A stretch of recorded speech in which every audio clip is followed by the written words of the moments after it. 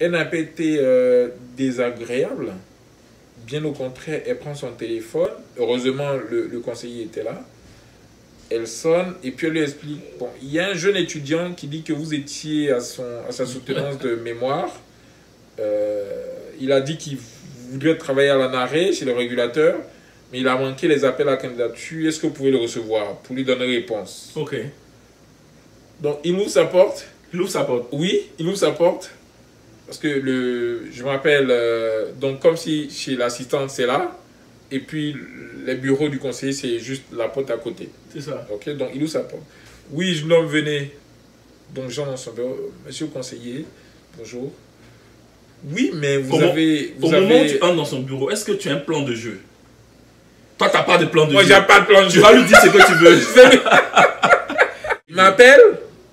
Et sinon, il me laisse pas parler au début. Ah, tu ne laisses pas parler au début. Bon, ok. Mon assistant m'a expliqué vos trucs. Mais les agents sont écrits. Les appels à candidature, je vous ai dit de suivre. Vous avez manqué. Moi, je ne sais pas ce que je peux faire pour vous. La seule chose que vous pouvez faire, c'est d'aller voir directement le directeur général de l'ANARE. Ok. Ça, c'est déjà un grand point. Moi, il me dit ça. Je ne me pose pas de questions. C'est clair. Je dis merci, monsieur le conseiller. J'irai voir le DG. Il vous donne le contact du DG? Il ne me donne pas le contact. Je sors de là, je demande à l'assistante. Le contact. Madame, est-ce que je pourrais avoir les contacts de l'ANARE? Elle me donne le contact de l'assistante du DG. Le lendemain matin, j'appelle donc au secrétaire du directeur général de l'ANARE. Et puis, quelques temps après, elle me rappelle. Elle vous rappelle et elle vous donne un rendez-vous. Elle me donne un rendez-vous, mardi à 10 h. Cette fois-ci, je trouve une veste. Donc, au moins, ça devient sérieux. Ah, l'affaire devient sérieux, c'est-à-dire que si tu as raté avec le DG, il n'y a plus rien à faire. Là, il n'y a plus rien. Je vais rencontrer le DG, le premier DG de l'ANARE, M. Jacques Chevalier, que je salue. Et donc, il me reçoit à son bureau et puis il me demande ceci. Qu'est-ce que vous voulez et pourquoi est-ce que moi je devrais vous recruter? Ok. Qu'est-ce que tu dis? Je dis, monsieur le directeur général, je ferai un bon économiste pour l'ANARE parce que j'ai travaillé extensivement dans le secteur de l'électricité. D'ailleurs, mon mémoire, c'est sur la tarification du secteur de l'électricité, les modèles et les perspectives. Et pour la mission que vous avez, pour l'agenda que vous avez en tant qu'agent de régulation qui vient de naître, je pense que je peux contribuer de façon pertinente à votre agenda stratégique. Et tout ça dans un français correct. C'est important de ne pas louper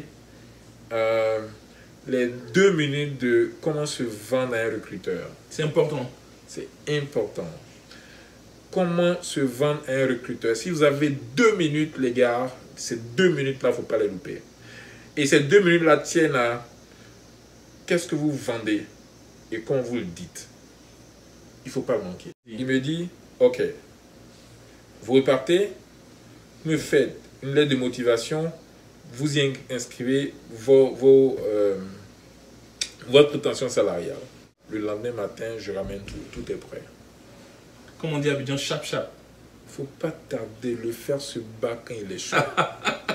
Donc, à la fin décembre, je reçois un appel pour me dire, ok, M. Gogoa, passez après les fêtes, passez le 3 janvier pour signer votre contrat. Alors, je voudrais juste 1 minute m'arrêter là, parce que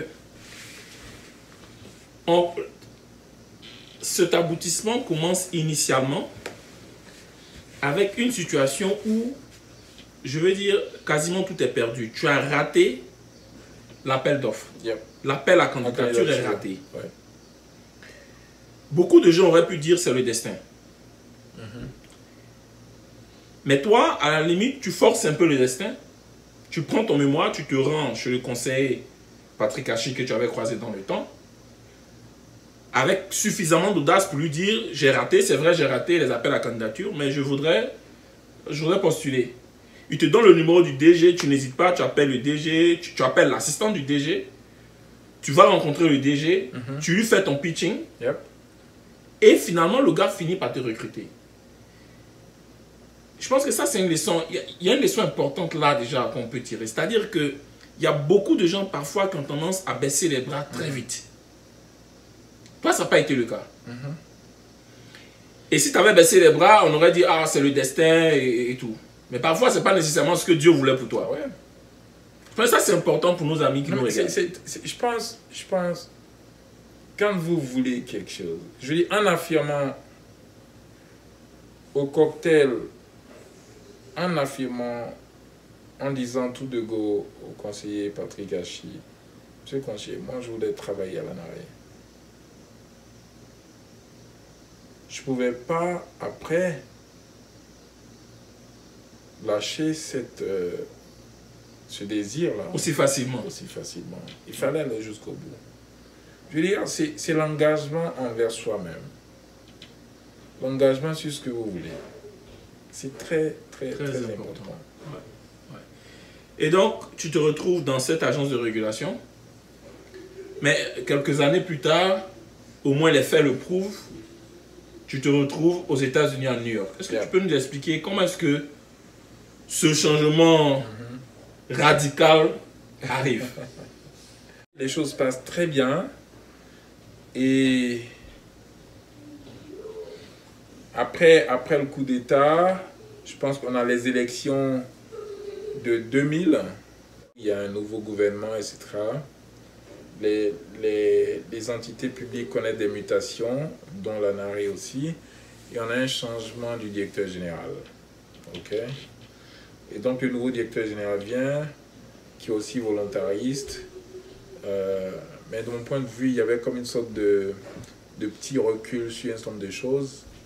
Donc je fais le choix à partir de là. Et renforcé par la situation de crise de 2002. On rappelle qu'en 2002, la Côte d'Ivoire a connu une rébellion. Tout à fait. Une crise armée. Tout à fait. Avec la situation de 2002, je me dis, non, je pense il est temps que je parte. Mais je veux bien comprendre, c'est-à-dire que d'abord, au niveau personnel, tu es dans une entreprise qui voit le management changer. Yeah. Donc, il y a un nouveau management. Le style de management n'est pas forcément en adéquation avec ce que tu penses pourrait, toi, te donner de la visibilité. Tout à fait. Première chose, donc un premier niveau d'adversité. Un deuxième niveau est même national. Ouais. C'est-à-dire le pays est dans une phase de crise armée, rébellion dans le nord. Tout à fait. Le pays est coupé en deux. Donc, deux grandes adversités. Et toi, ce que tu décides de faire, c'est d'aller plus loin. Comment tu expliques ça? Il y a beaucoup de gens qui, face à l'adversité, décident de se replier sur eux-mêmes. Décident de revoir leurs ambitions, comme on dit, à la baisse. Décident d'oublier leurs rêves. Décident parfois même d'arrêter de rêver. Et toi, tu décides de rêver et de te retrouver à New York. Comment tu expliques ça? Vous n'aurez pas une trajectoire qui sera facile. Mais ça ne doit pas vous arriver. Les difficultés ne doivent pas vous arrêter. Les challenges, il faut les voir comme des opportunités. Les challenges, il faut les voir comme des opportunités. Ça, c'est important. Surtout des opportunités pour grandir. Des opportunités pour grandir. Ouais. Une difficulté vient pour voir jusqu'où vous pouvez aller. Si vous voulez savoir combien vous pesez, c'est face à une difficulté qu'on saura combien vous pesez. Et donc, tu te retrouves à New York comment? Alors, pour partir à New York, j'étais jeune fonctionnaire, j'étais bien payé, j'avais une belle vie, c'était très agréable à Abidjan. Et il y a les deux choses dont je viens de parler. Je me dis, il faut que je parte. Mais partir, ça me prend 3 ans de préparation. Je suis en Côte d'Ivoire. Ok. J'ai étudié à l'université d'Abidjan, Cocody. On ne faisait pas l'anglais en notre temps de façon prépondérante. Je vois. Donc ça me prend 3 années pour me faire l'anglais, être fluent in English. Tu te prépares vraiment? Je me prépare. Et ça aussi c'est important. Lorsqu'on a une ambition, c'est important de prendre le temps de se préparer de façon disciplinée. Voilà. Moi, dans cette période-là, dans les 3 années de 2002 jusqu'à 2005, quand je me préparais, pour ceux qui savent, parce qu'on appelle gasoil, c'est les sorties chaudes, les nuits. Tous mes gasoils, toutes mes parties de sortie, etc., okay. Je faisais l'anglais pendant que mes amis étaient en train d'avoir du fun. Sérieux? Sérieusement. J'avais mon casque, j'avais mes écouteurs, j'avais mon baladeur CD. J'avais plein de CD là, donc dans la voiture, à la maison, au boulot, quand j'avais mes pauses, je faisais l'anglais. Parce qu'il fallait être au niveau des ambitions que tu avais. Absolument. Avec la crise, il n'y avait pas de centre de thèse d'anglais en Côte d'Ivoire. Donc, je vais faire mon thèse de TOEFL GRE, ok, à Accra. Et j'ai de bons scores par la grâce de Dieu. Mais l'opportunité se présente, le Fulbright Scholarship, donc le programme de bourse Fulbright du gouvernement américain. Je me rappelle qu'on était peut-être 70 à postuler au départ et à la fin on est 4. Je fais partie des 4 sélectionnés. C'était le programme Fulbright qui choisissait l'université. Moi, ça m'envoie à Maxwell School of Public Policy de l'université de Syracuse, donc dans le nord de l'État de New York. Ok. Ok. Et en son temps, là on est en 2004-2005. En son temps, l'Internet commence à être... à venir. À tout le moins, au bureau, on avait accès à Internet. Donc, je prends ça, je Google. Et puis, je vois que Maxwell School of Public Policy, c'est bien. À l'université de Syracuse, c'est bien. Mais en tant qu'Africain, pour moi, là, ça ne faisait pas mon agenda. Pourquoi? Parce que deux choses. Dans ma tête, je ne partais pas aux US pour rester. Tu partais pour bien te former et revenir en force. Revenir et puis tourner par le monde. Je vois. Je prends mes scores de TOEFL GRE, je prends mon dossier et j'applique à l'Université de Columbia. L'Université de Columbia, on rappelle que c'est l'une des meilleures universités dans le monde. Tout à fait. En son temps, SIPA School of International Public Affairs était classée la 4e meilleure school de public policy aux États, du moins dans le monde. Dans le monde. Je suis reçu à Columbia. Columbia offrait aussi la porte du programme joint Japon Banque mondiale de bourse pour l'enseignement supérieur. J'applique à ça, j'obtiens une bourse. D'accord. Ok, où tous mes frais sont payés. Waouh, ils payent même le billet d'avion, ils vont payer. Ils payent toute la scolarité, ils te payent les frais, ils te payent l'assurance, ils te payent tout. Wow. Donc moi je quitte mon Abidjan. Donc après ça, jackpot. Je me rappelle très bien le 25 mai 2005, je quitte Abidjan. Donc le 25 mai 2005, tu quittes Abidjan, tu laisses ton job qui est bien payé, ta voiture, tout, les belles nuits d'Abidjan, la tranquillité, la visibilité de l'emploi, et tu décides de venir à Columbia. Mais tu ne viens pas n'importe où. Tu viens dans l'une des meilleures universités dans le monde. Et à Columbia, tu vas passer combien de temps là-bas? Je vais passer, on va dire, 2 ans. Et après, j'ai un contrat de consultant au siège ici à la Banque mondiale. À Washington. Ouais. C'est possible de réussir. Et tu vois ça se matérialiser. Et donc, quand tu rentres dans le building de la Banque mondiale à Washington, t'es pas estomaqué, comme on dirait. Comme Abidjan, on dit Abidjan, tu n'as pas peur. Tu n'as pas peur. Parce que tu as rêvé le truc. Parce que tu as internalisé ça. Il y a longtemps que tu y penses. Donc, tu te retrouves à la Banque mondiale. Tu fais combien de temps à la Banque mondiale? Une année. Je quitte la banque parce que, vu la bourse que j'ai eue, le visa que j'ai m'impose de quitter la banque après, du moins, de quitter les États-Unis après 3 ans. Ça, c'est en raison de la bourse que tu as. Voilà. Que tu as eu pour entrer à Colombie. Voilà. Et là-dessus, je veux m'arrêter. Le respect de la parole donnée. Pas en brousse, comme on dit. Non. Parce que souvent, les gens rentrent en brousse, comme on dit. C'est-à-dire qu'ils sont à la fin de leur séjour.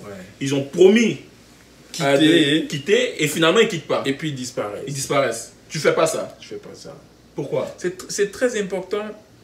Si vous ne voulez pas vous fermer les portes pour demain, respectez la parole que vous donnez, respectez les engagements que vous prenez aujourd'hui. C'est important.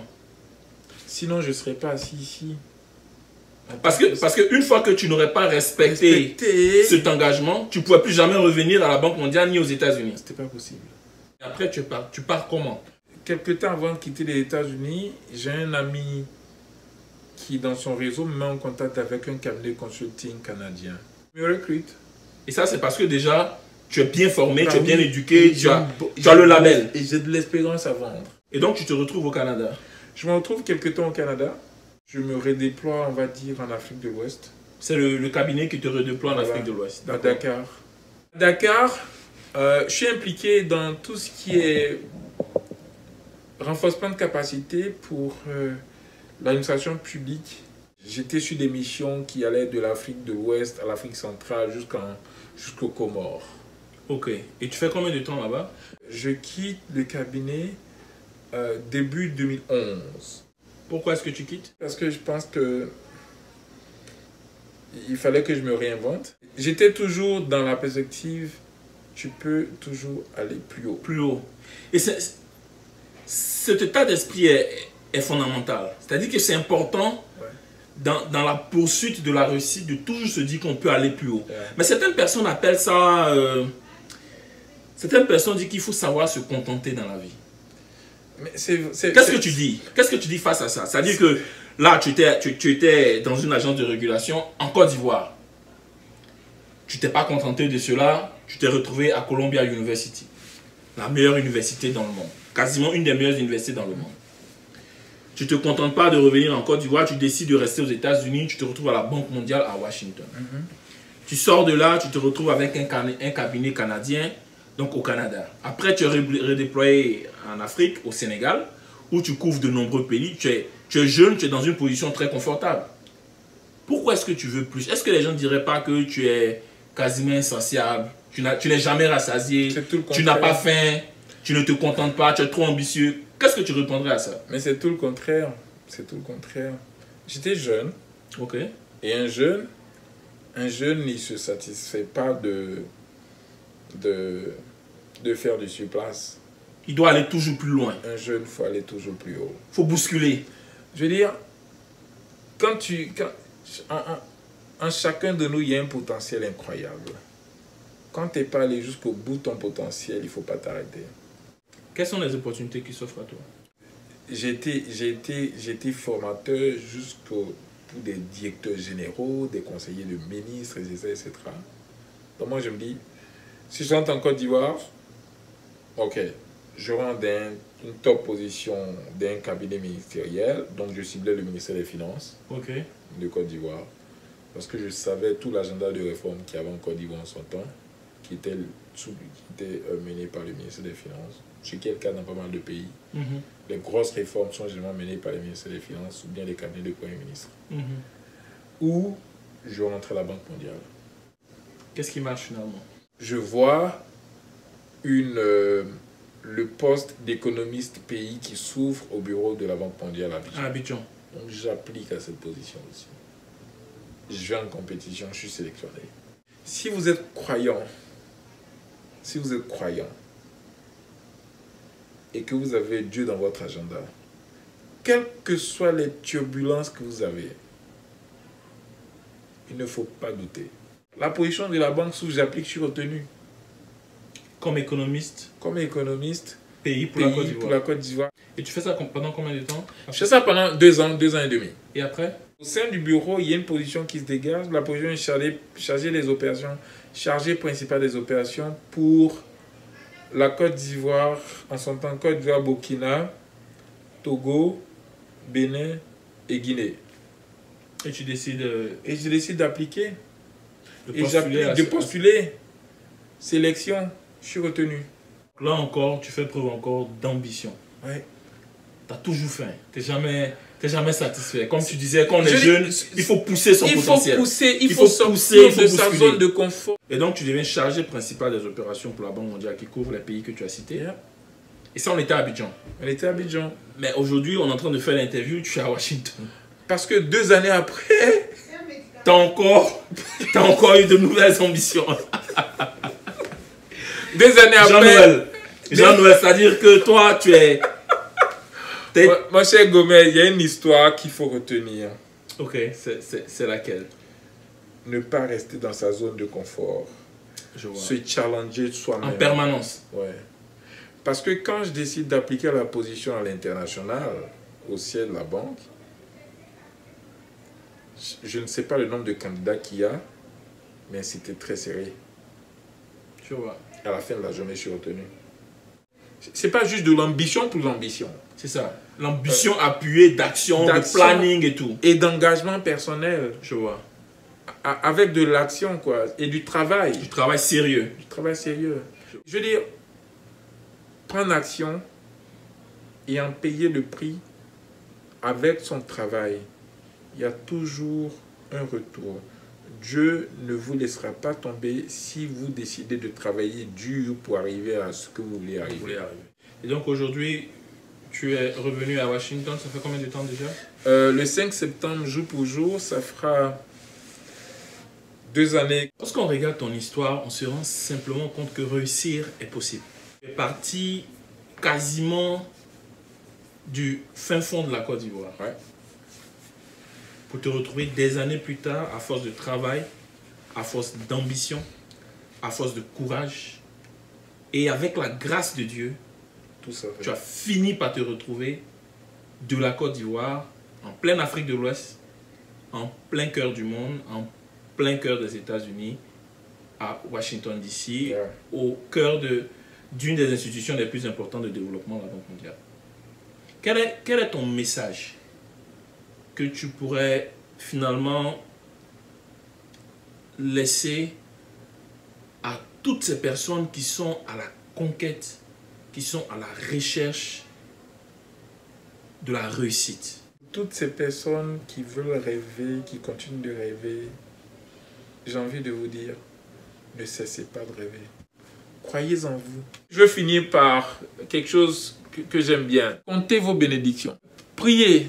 Ce que tu aimais, c'est ça qui te revient. Le plus vous êtes heureux, plus de bonnes choses vont vous arriver. Si vous avez l'opportunité de traiter certains gens autour de vous, faites-le. Apprenez des autres. Be kind, soyez gentil. Comme je disais, ne pensez pas de mauvaises choses des autres. Ok? Ce que vous pensez des autres, c'est ce qui va vous arriver. Veillez sur les autres parce qu'il y a tellement de gens autour de vous qui veillent sur vous. Prenez le meilleur de vous-même en tout ce que vous faites, et pour vous et pour les autres. Et puis, croyez en Dieu. Croyez en Dieu, c'est croire aussi en la force de la nature. Tenez vos promesses. Respectez vos engagements. Aidez les autres. Pardonnez et oubliez. Aimez-vous les uns les autres. Jean-Noël, on voudrait encore te dire merci d'avoir pris de ton temps, d'avoir partagé cette belle histoire avec nous, d'avoir permis de tirer aussi des leçons importantes sur ton parcours et surtout, je pense en un mot, de nous avoir redit encore ce soir que réussir est possible.